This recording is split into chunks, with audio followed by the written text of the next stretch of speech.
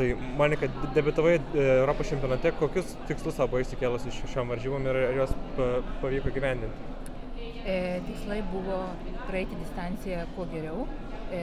Žinoma, karštis buvo didelis ir oro sąlygos buvo nepalankios, bet dariau viską, kas mano jėgom. Kiek tas šiluma sutrukdė šiandien pasiekti geresnį rezultatą?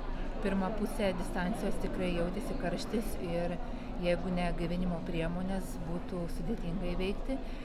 Vėliau šiek tiek saulė nusileido, pasidarė vėsiau ir nebebuvo taip karšta.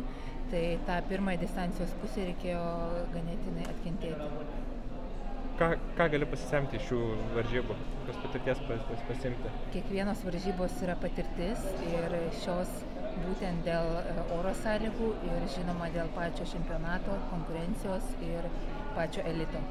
Tai kiek motyvacijos suteikia patekimas į tokias varžybas didžiausias Europoje?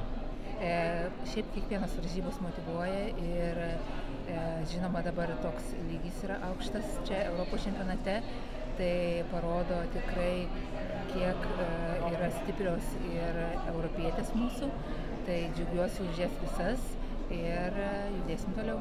Kokie planai šiems metams, ar planuoji kažkokių startų?